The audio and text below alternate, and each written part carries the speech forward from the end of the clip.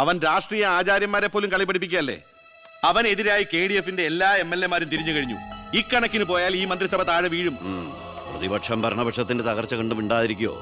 അവനെന്ന് പത്രക്കാരോട് പറഞ്ഞില്ലേ, അച്ഛൻ നിരപരാധിയാണെന്ന് കോടതിയിൽ തെളിഞ്ഞാൽ പാർട്ടി ആവശ്യപ്പെട്ടാൽ മന്ത്രിസ്ഥാനവും MLA സ്ഥാനവും രാജിവെച്ച് അച്ഛന് വീണ്ടും അവസരം നൽകുമെന്ന്. അതിൽ പിടിക്കണം. പാർട്ടി ആവശ്യപ്പെടണം, അവനെ കൊണ്ട് രാജിവെപ്പിക്കണം. അതിന് അച്ഛൻ ഈ കേസ് ജയിക്കണം. അച്ഛന്റെ പേരിലുള്ള മണിമലയാർ കേസ് തള്ളിപ്പോയതുപോലെ ഈ കൊലക്കേസും തള്ളിപ്പോകും. ഈ കേസ് ഞാൻ ജയിപ്പിക്കും. അച്ഛന് വേണ്ടി ഞാൻ എന്തും ചെയ്യും.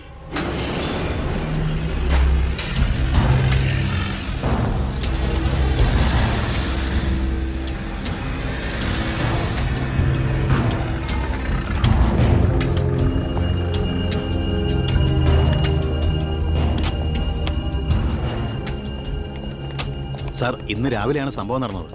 രാഷ്ട്രീയ വാക്കുതർക്കം മൂത്ത് സഹതടവുകാരൻ വെട്ടൂർ ശിവനെ കുത്തിക്കൊല്ലുകയായിരുന്നു സാർ. കൂർത്ത കമ്പി ഉപയോഗിച്ചാണ് പ്രതി കൃത്യം നടത്തിയത്. പ്രതിയെ കോടതിയിലേക്ക് കൊണ്ടുപോയിട്ടുണ്ട് സാർ.